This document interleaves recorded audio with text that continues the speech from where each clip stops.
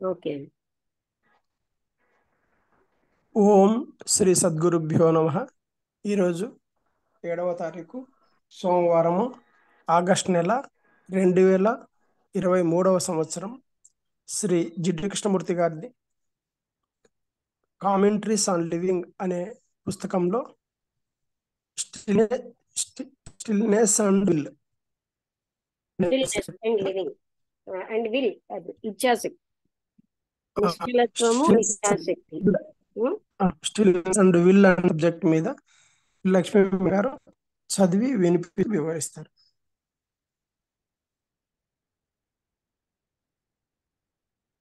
అందరికీ నమస్కారం. అక్కడ పొడుగ్గా కర్వింగ్ గా వక్రంగా ఉన్న బీచ్ లో ఎవరు ఆల్మోస్ట్ లేరు. కొంతమంది అందరికీ నమస్కారం అండి. నమస్తే అండి. కొంతమంది చేపలు పట్టేవాళ్ళు వెనక్కి వెళ్ళిపోతున్నారు వాళ్ళ విలేజ్ కి. అక్కడ ఉన్నటువంటి ఆ టాల్ పామ్స్ నుంచి వాళ్ళు నడుస్తూ ఉంటే వాళ్ళు ఒక దారి చేశారనమాట. Rolling the cotton, they made a thread. అంటే నడుస్తూనే వాళ్ళు ఒక తాడు చేసుకుంటే దారం చేసుకుంటున్నారు. ఆ కాటన్ ఏమో వాళ్ళు రోల్ చేస్తున్నారు. వాళ్ళ యొక్క నేకెడ్ గా ఉన్న థైస్, అంటే మనం కూడా చూసాం, అది అంటే తొడల మీదని వాళ్ళు ఇలా పాముతూ తాడు పేంతూ ఉంటారు. And winding it on the bobbin, అలాగా అక్కడ బాబిన్ లోని చుట్టేస్తారు. ఇది ఒక ఫైన్ గా ఉన్నటువంటి దారం, గట్టిగా ఉంటుంది. కొంతమంది కొంచెం సులువుగా నడుస్తున్నారు, ఎంతో గ్రేస్ తో, అంటే గ్రేస్ గాను నడుస్తున్నారు. ఇంకో కొంతమంది వాళ్ళ కాళ్ళు ఈడ్చుతున్నారు. దేవర్ ఇల్ ఫెడ్ థిన్, అలా కాళ్ళు ఈడ్చుతున్నారు. చాలా వాళ్ళకి సరైన ఆహారం లేదు, సన్నంగా ఉన్నారు. And burnt dark by the sun, అంటే వాళ్ళు ఎండ వల్ల బాగాను మాడిపోయినట్టుగా ఉన్నారు. అంటే అందుకని డార్క్ గా అయిపోయింది. ఒక పిల్లవాడు పాడుకుంటూ అక్కడి నుంచి వెళ్తున్నాడు.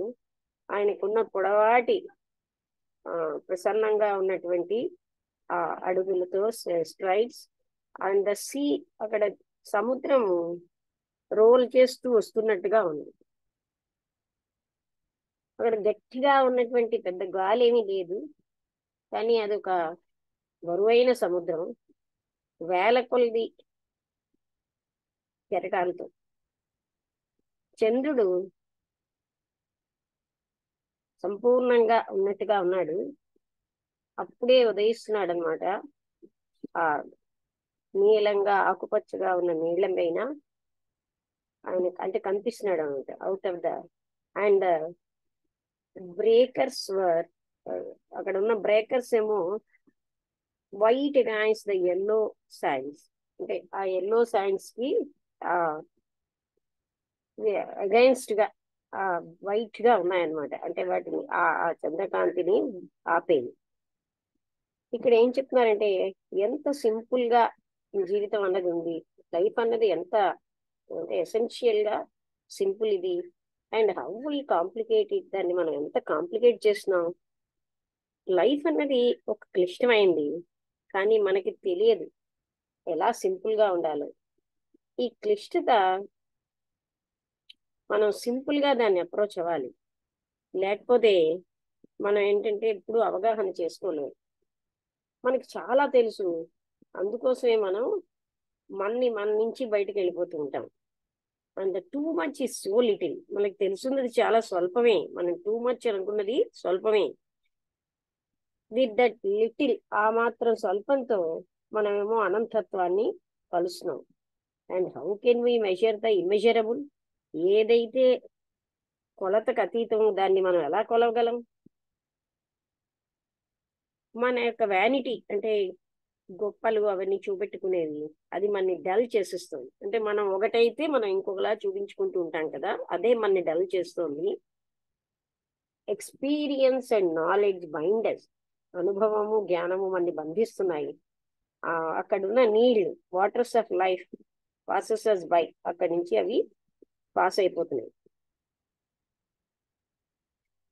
ఆ అబ్బాయితోటి పాడాలంటే to drag wealthy with those fishermen, ఆ ఫిషర్మెన్ తోటి పాటు మనం కూడా అంటే ఏడ్చబడి డ్రాగ్ వేరీలీ అంటే చాలా అలసటగాను వాళ్ళతోటి with those fishermen to spin thread on one thigh, తన యొక్క తొడ మీదే ఆ దారాన్ని నెయ్యాలంటే టు బి దోస్ విలేజెస్, మనం ఆ విలేజర్స్ గా ఉండాలంటే and but couple in the car, ఆ కపుల్ అంటే ఆ ఇద్దరు కార్లు to be all that not as a వాళ్ళు అలాగా not as a trick of identity needs love, identity యొక్క ట్రిక్ ఏది కూడా ప్రేమ అవసరం లేదు. అంటే not a trick of identity అంటే తనను గుర్తించడం, దానికి ప్రేమ అన్నది నీడ్స్ లవ్ అంటే not as a trick of identity.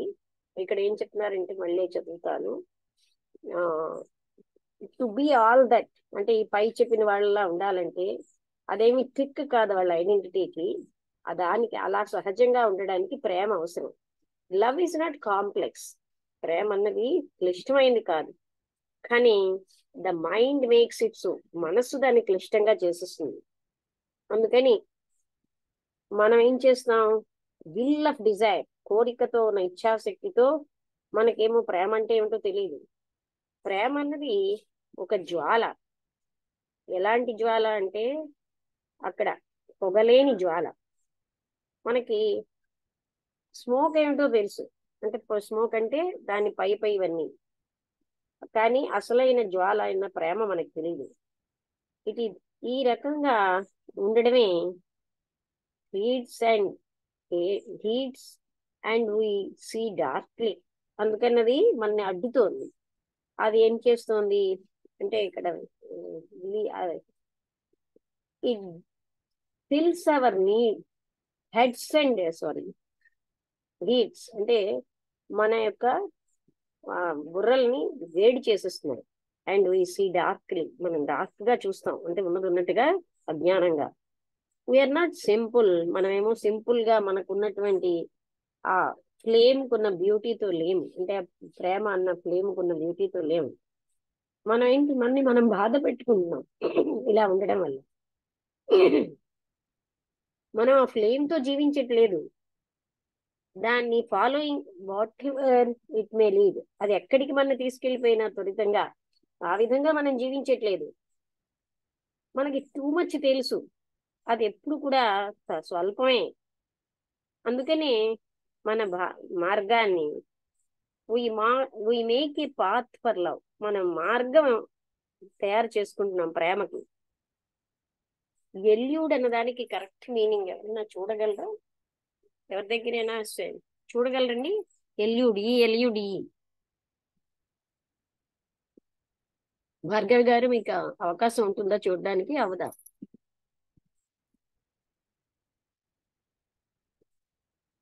నేను సెల్ దూరంగా పెట్టాను. చూస్తానమ్మ గారు. ELUD.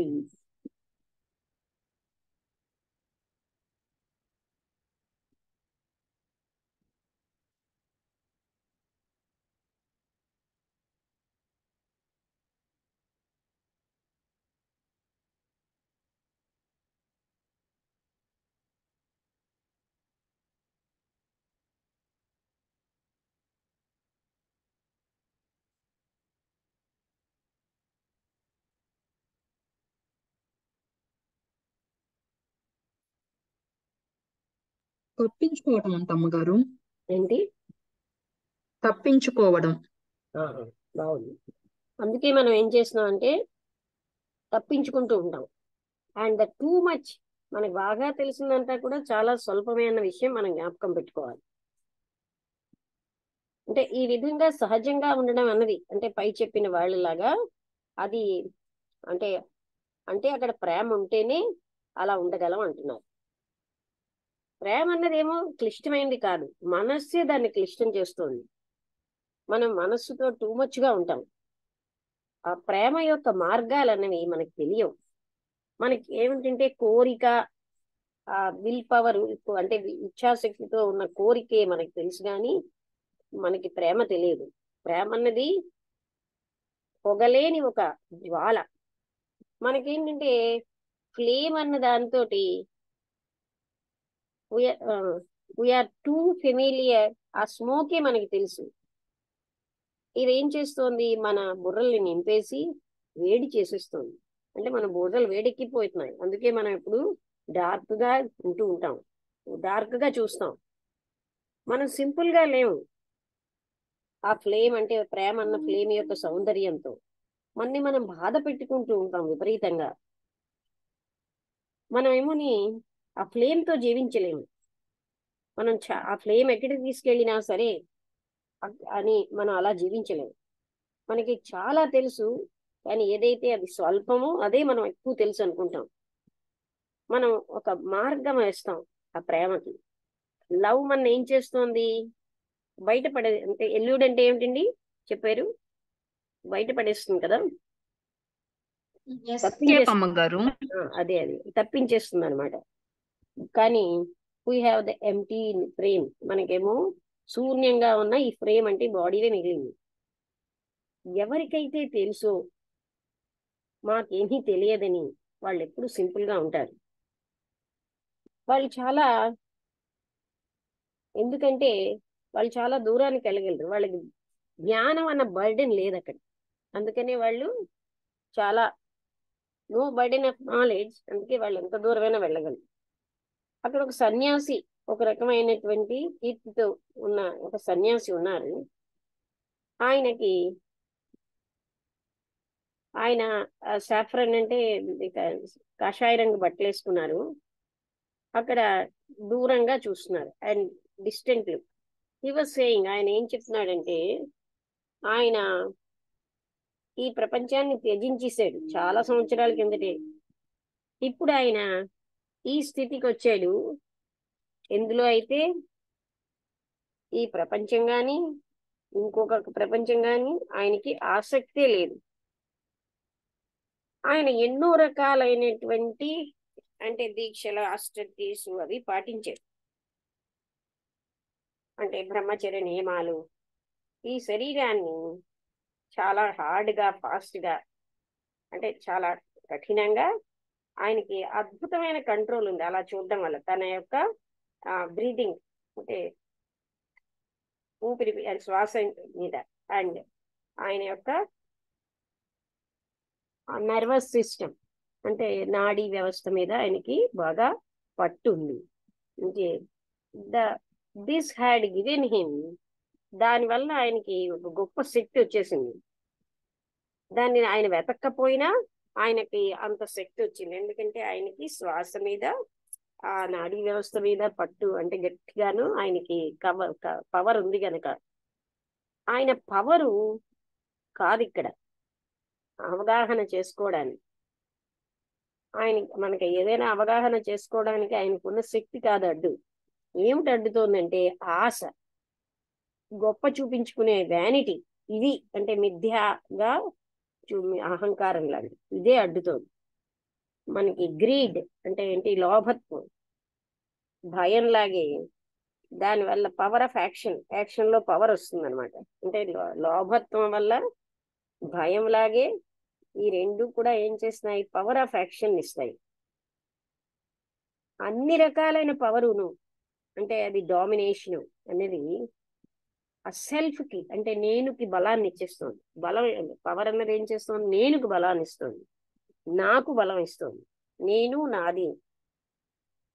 అందుకని అది is not the self A hindrance to reality. ఈ సెల్ఫ్ నేను నాది అని బలంగా ఉన్న ఈ సెల్ఫ్ వల్ల సత్యాన్ని తెలుసుకోవడానికి ఆటంకం కాదా? అంటే మనం ఇప్పుడు నేను ఇంత గ్రేటు, అంత గ్రేటు, నేను చాలా ప్రాముఖ్యం, నాకు ఇన్నున్నాయి, ఇదే వాటిలో ఉండడం వల్ల మనం అసలైన సత్యానికి దూరం అయిపోతున్నాం. ఆ పాయింట్ చాలా ముఖ్యమైన పాయింట్. ఎందుకంటే మనం ఎంత హంబుల్ గా, సింపుల్ గా ఉంటేనే మనం రియాలిటీకి దగ్గరగా ఉంటాం. రియాలిటీ ఏమిటో మనకు అవగాహన అవుతుంది. మనలో ఈ మిథ్య గొప్పతనం, నేను లేనిది, నాలో లేనిది నేను ఉన్నాదని చూపెట్టుకోవడం, ఇలాంటి వాటి వల్ల ఆ నేను బలం పెరిగిపోతుంది. మనలో ఉన్న లోయను అణిచేయాలి. Or made to conform to the higher. అంటే అణిచేస్తున్నాం, లేకపోతే దాన్ని హయ్యర్ చెప్పినట్టుగా అంటే అనుసరించేటట్టు చేస్తాం. ఈ సంఘర్షణ అంటే రకరకాలైనటువంటి కోరికలు, మనస్సు యొక్క కోరికలకి మధ్యలో అండ్ శరీరానికి అది స్టిల్ అయిపోవాలి, నిశ్చలం అయిపోవాలి. అంటే కాన్ఫ్లిక్ట్ ఎక్కడుంది? రకరకాలైనటువంటి కోరికలకి, మనస్సు యొక్క కోరికలకి శరీరానికి మధ్యలో ఉన్న సంఘర్షణ నిశ్చలం అయినప్పుడు అలాంటి కంట్రోల్ అన్నది ప్రాసెస్, అంటే కంట్రోల్ చేయడంలో ద రైటర్ టేస్ట్ పవర్. ఆయనకేమో అప్పుడు పవర్ వస్తుంది ఎవరైతే ఇలా చేస్తున్నాడో. ఈ పవర్ అన్నది ఇంకా మీదకి హయ్యర్ ఆర్ గో డీపర్, లోతుకి వెళ్ళడానికి సహాయం చేస్తుంది. కానీ ఈ పవర్ అన్నది చాలా హానికరమైంది. ఎప్పుడూను when used for one self, తన కోసం గాని వాడుకుంటే ఇది చాలా హానికరమైంది. And not when it clear the way for the supreme, అనంతత్వానికి దారిని వెతుక్కోవడానికి మాత్రం అది హానికరం కాదు, కానీ తన స్వార్థానికి వాడుకుంటే హానికరమే. విల్ అంటే ఇచ్ఛాశక్తి మన పవర్. ఇదేంటంటే డైరెక్టివ్ గా, అంటే ఎట్ సైడ్ ఒకే రకమైన ఏం కావాలో అటే ఇచ్ఛాశక్తి ఉంటుంది, అందుకని అది ఒక దిశ కలిగి ఉంటుంది. అది ఎప్పుడైతే పర్సనల్ ఫలితాల కోసం వాడుకుంటున్నామో అది వినాశనకరంగా ఉంటుంది. కానీ రైట్ డైరెక్షన్ లో ఆ ఇచ్ఛాశక్తిని వాడితే అది లాభదాయకంగా ఉంటుంది. ఈ ఇచ్ఛాశక్తి లేకపోతే యాక్షన్ అనేది లేదు. ప్రతి నాయకుడు కూడా పవర్ వాడతాడు as a means to an end, అంటే ఆయన ఏదైనా సాధించడానికి పవర్నే వాడుతున్నాడు. అదే విధంగా సామాన్య వ్యక్తి కూడా. కానీ నాయకుడు ఏం చెప్తాడంటే ఆయన ఈ మొత్తం మానవాళి అందరికీ మంచి కోసమే ఆయన ఈ పవర్ వాడుతున్నాడని. కానీ ప్రతిరోజును మనిషి వైల్డ్ ఎవ్రీడే మ్యాన్, అంటే ఈ మనిషి అన్నవాడు అంటే నిత్య జీవితంలో మనిషి ఎలా ఉంటాడు? తన నుంచి తను బయటపడి ఉంటాడు, అంటే తనలో తను ఉండడు. ఈ goal of the dictator of the man of power, ఎవరికైతే ఎక్కువ పవర్ ఉంటుందో అటువంటి డిక్టేటర్ యొక్క లక్ష్యం ఏంటంటే, లేకపోతే నాయకుడు కానీ ఎవరైతే అతన్ని ఫాలో అవుతున్నారో వాళ్ళకి ఇతనికి ఒకటే లక్ష్యం, వాళ్ళు ఒకేలా ఉంటారు. One is the expansion of the other, ఇంకొకరి యొక్క వ్యాపకత్వంగా ఉంటారు. ఈ ఇద్దరు కూడా మనసులో ప్రొజెక్ట్ చేస్తున్నవే. మనం ఒకదాన్ని ఖండిస్తాం, ఇంకొక దాన్ని అభినందిస్తూ ఉంటాం, పొగుడుతూ ఉంటాం. బట్ నాట్ ఆర్ ఆల్, ఇవన్నీ మన లక్ష్యాలు కావు. The outcome of once own prejudices, అంటే మన లోపల ఉన్నటువంటి ముందు నుంచి ఏర్పరచుకున్న కొన్ని అభిప్రాయాల ఫలితమే ఇవన్నీ.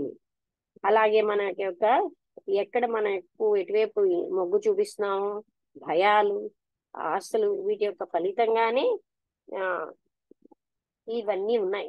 అంటే మనం కొన్ని ఖండించడం, కొన్నిటిని అభినందించడం. మన లోపల మనకి ఏది నచ్చితే దాన్ని అభినందిస్తాం. మనకి ఏదైనా దేని పట్లైనా ఒక ప్రిజుడిస్ ఉంటే అది బాగుంది, లేదా ఇది బాగోలేదంటాం. మన ప్రిజుడిస్ ప్రకారం అది బాగోలేకపోతే బాగోలేదంటాం. ఈ విధంగా మనం చేస్తూ ఉంటాం. కానీ ఇవేవి కూడా మన ప్రిజుడిస్ ని అధిగమించడానికి పనికిరావు. Goals the outcome of one's prejudice అంటే, బట్ ఆర్ నాట్ ఆల్, ఈ రకమైనవన్నీ కూడా మన యొక్క ప్రిజుడిస్ యొక్క ఫలితంగా వచ్చినవి కావా? మనకున్న ఇంక్లినేషన్స్, భయాలు, హోప్స్ ఫలితంగా వచ్చేవే. మీరు ఇచ్ఛాశక్తిని, ప్రయత్నం, అంటే పవర్, ఇవన్నీను సుప్రీంకి ఒక మార్గంగా ఉపయోగించితే అప్పుడు సుప్రీం అన్నది ఈ కోరిక నుంచి బయటపడిపోతుంది. అదే ఇచ్ఛాశక్తి, అంటే విచ్ ఈజ్ విల్, అంటే ఇచ్ఛాశక్తి నుంచి బయటపడిపోతుంది. ఈ విల్ అన్నది తన లక్ష్యాన్ని అది క్రియేట్ చేసుకుంటుంది, తన త్యాగాలను. అందుకని తను ప్రతిదాన్ని అణిచేస్తూ ఉంటుంది ఫలితం కోసం. ఈ ఫలితమే అక్కడ the end is itself only, it is called the supreme or the state or the ideology. ఇక్కడ మనం అంటే మన యొక్క అంతు ఏమిటి అంటే అదే.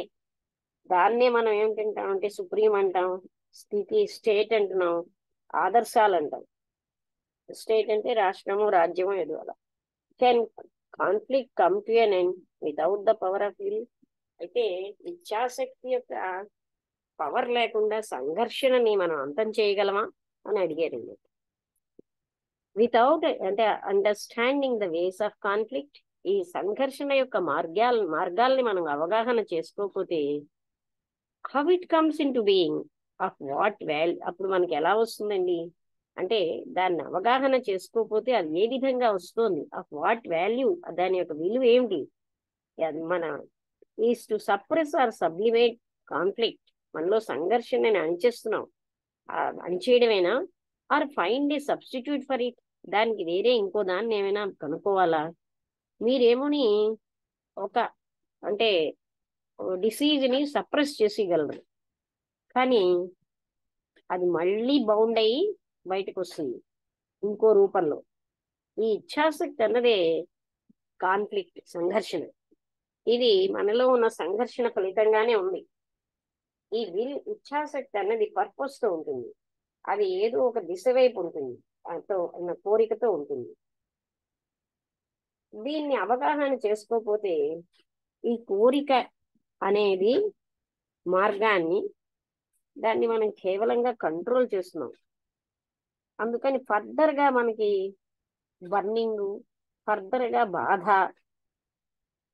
అనేది అవుతుంది. ఈ కంట్రోల్ అన్నది ఒక రకంగాను ఎస్కేప్ అయిపోవడమే, ఇవేషన్ అంటే మీరు ఏం చేస్తున్నారంటే ఒక పిల్లవాడిని కంట్రోల్ చేయగలరు లేకపోతే ఒక సమస్యని, కానీ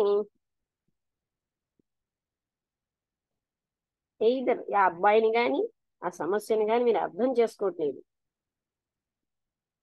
ఈ అవగాహన చేసుకోవడానికి చాలా ప్రాముఖ్యత ఉంది దేని ఫలితం కంటే.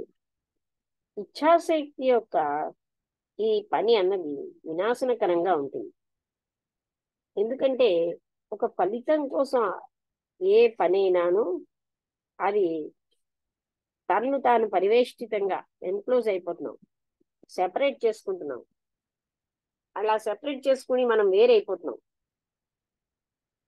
మీరు కాన్ఫ్లిక్ట్ ని సైలెన్స్ చేయలేరు, ఎందుకంటే దాని వైపుగా యాక్షన్ అన్నది ఒక ఫలితం, అదే సెల్ఫ్ ఎన్క్లోజింగ్ గా ఉంటుంది. అంటే యూ కెనాట్ సైలెన్స్ కాన్ఫ్లిక్ట్ ని మనం ఆపలేం, కోరికని కానీ.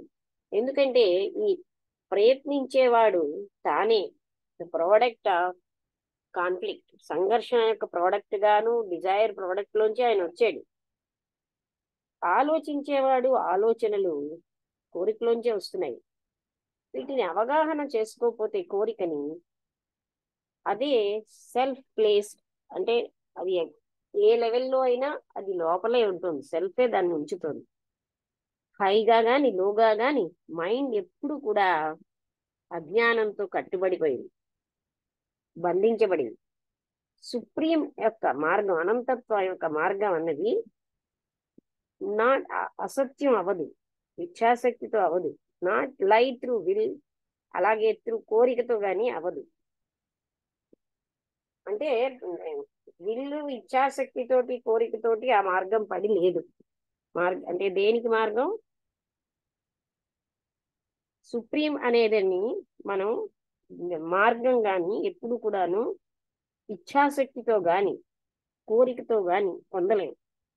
ఈ సుప్రీం అంటే ఏదైతే ఉన్నతమైనదో అది కేవలంగా ఎప్పుడైతే దాని మేకర్ ఆఫ్ ఎఫర్ట్, అంటే దీన్ని తయారు చేసిన వాడు యొక్క ప్రయత్నం లేనప్పుడే వస్తుంది. ఈ ఇచ్ఛాశక్తి ఏం చేస్తోంది? సంఘర్షణ పెంచుతోంది. ఏదో ఒకటిగా అవదాం అనేది, లేకపోతే సుప్రీంకి మార్గం అనేది, it is will that breeds conflict, the desire to become. ఇంకా నేనేదో అవ్వాలన్న కోరికని కూడా ఈ విల్ పవర్ ఇస్తుంది, లేకపోతే ఆ సుప్రీంకి మార్గాన్ని కూడా తయారు చేద్దాం అనుకుంటుంది. ఎప్పుడైతే మనస్సు దాన్ని ఏకాగ్రత చేస్తే కోరికతోటి అది అంతమైపోతుంది. అంటే ఇక్కడ మళ్ళీ చెప్తాను, the mind which is put together, అంటే మనస్సు అంతటిని ఏకాగ్రతగా ఏకీకృతం చేస్తే త్రూ డిజైర్, అది డిజైర్ ద్వారా అంతమైపోతుంది.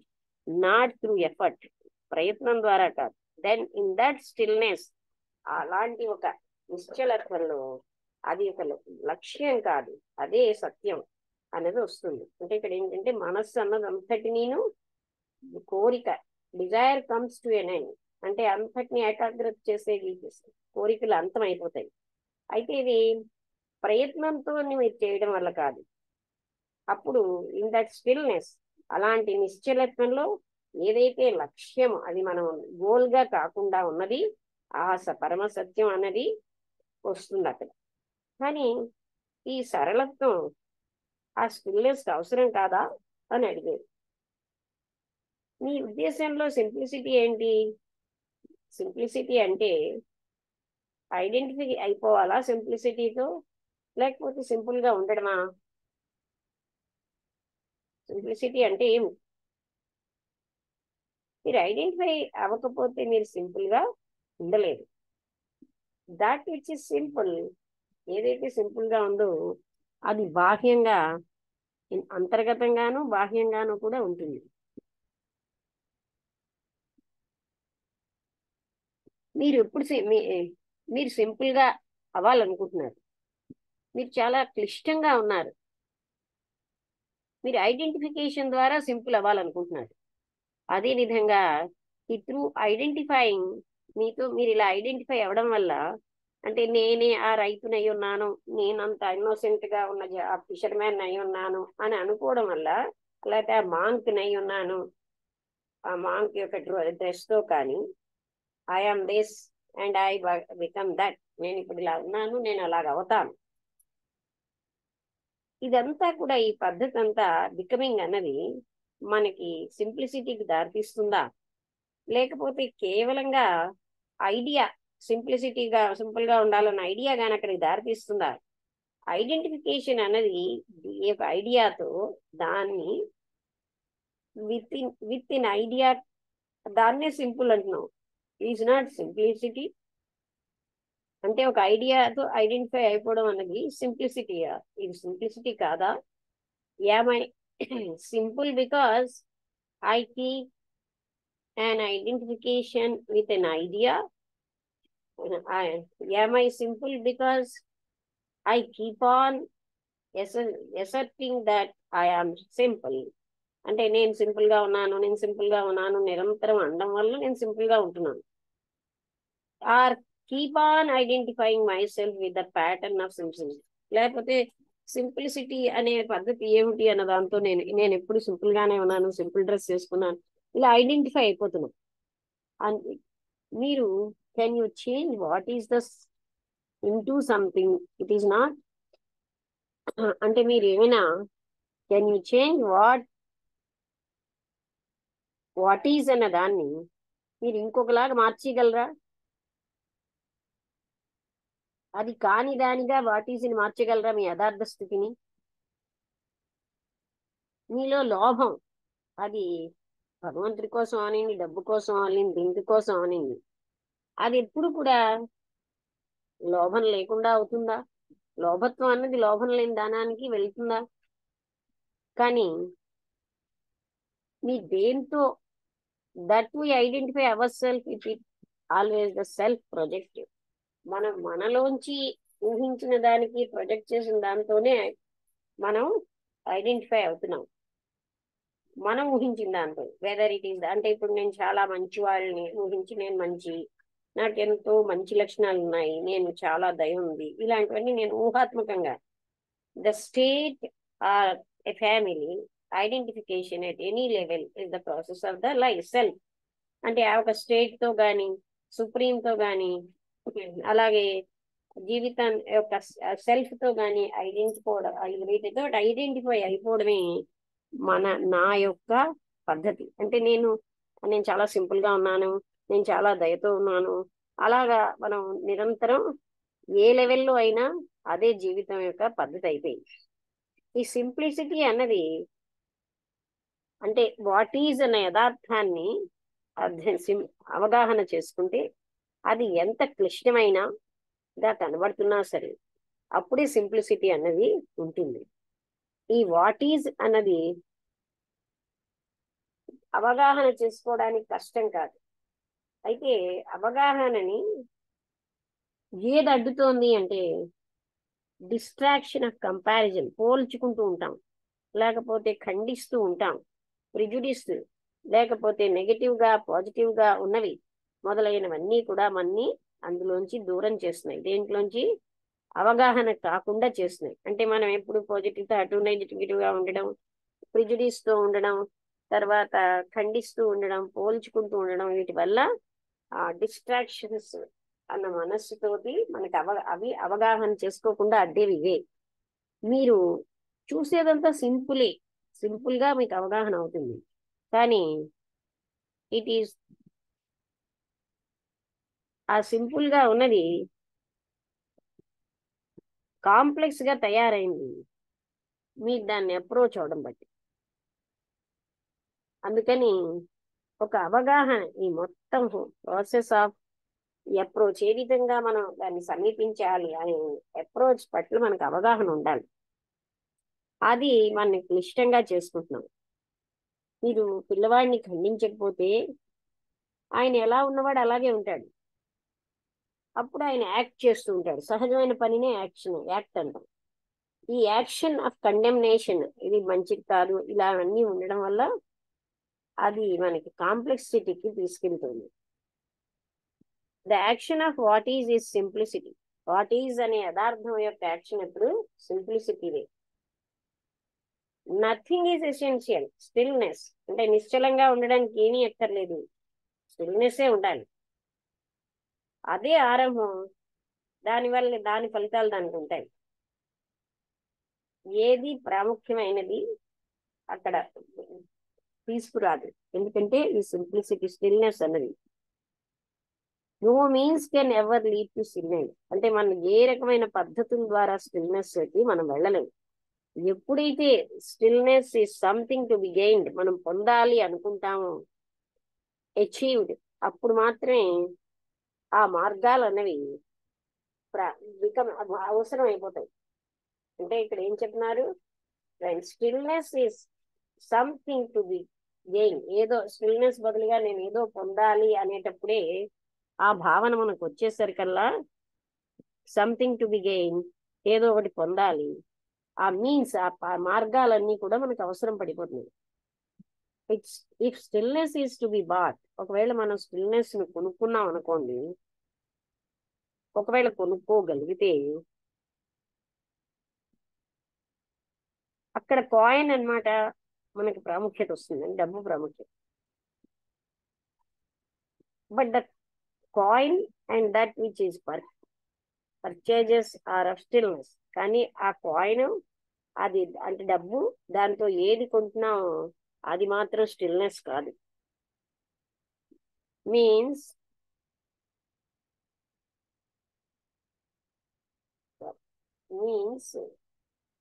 The beginning is silence. అంటే means or noisy, violent, or subtly acquisitive, and the end is like nature. అంటే మన మార్గాలు ఎలా ఉన్నాయి? అంటే సౌండ్ తోటి వైలెంట్ గా ఉంటాయి, సూక్ష్మతరంగా ఏదో పొందాలని. ఆ ఫలితం అన్నది కూడా అలాగే ఉంటుంది. మార్గాలు ఎలా ఉంటే ఫలితం అలా ఉంటుంది. అందుకని మన ఎండ్ అన్నది మార్గాల మీదనే ఉంటుంది. మార్గాలే మనం పొందవలసింది. అంటే ఎండ్ ఏమిటి అంటే మార్గాల మీదే ఉంది. మీరు ఒకవేళ ఏదైనా ఒక సైలెన్స్ తో స్టార్ట్ చేస్తే ఎండ్ కూడా సైలెంట్ గానే ఉంటుంది. ఇవన్నీ కూడా మార్గాలే. ఏ రకమైన మార్గాలను సైలెన్స్ కి లేవు. ఏం చేయాలండి సైలెంట్ గా ఉండాలంటే? అంటే మార్గాలు లేవు. సైలెన్స్ అన్నది నాయిస్ అన్నది లేనప్పుడు ఉండేది. నాయిస్ ఎప్పుడును ఫర్దర్ నాయిస్, అంటే ప్రయత్నం అనే ఒక నాయిస్ తో అది ఎప్పుడు అంతం అవ్వదు. లేకపోతే డిసిప్లిన్ అని, లేకపోతే అంటే బ్రహ్మచర్యాలు, అంటే ఇలాంటి వాటి వల్ల, ఇచ్ఛాశక్తి వల్ల నాయిస్ ఎప్పుడు స్టాప్ అవ్వదు. See the truth of this, ఇందులో ఉన్న సత్యాన్ని చూడండి. And there is silence. అది మీరు చూసేసరికల్లా అక్కడ సైలెన్స్ వస్తుంది. అంటే మనం ఏ రకంగా ప్రవర్తిస్తున్నాం, మనస్సు ఎలా, మార్గాలు ఏ రకంగా, అంటే మన మార్గాల మీదే మనం స్టిల్నెస్ ఆధారపడి ఉంటుంది. మనం గందరగోళం, వైలెంట్ మార్గాలు తీసుకుంటే మనకి అదే ఫలితంగా వస్తాయి. మన మార్గాలు ఎలా ఉంటే మన ఫలితాలు ఎలా ఉంటాయని చెప్తున్నాను. ఇక్కడితో అయిపోయింది. అవగాహన అయిందా?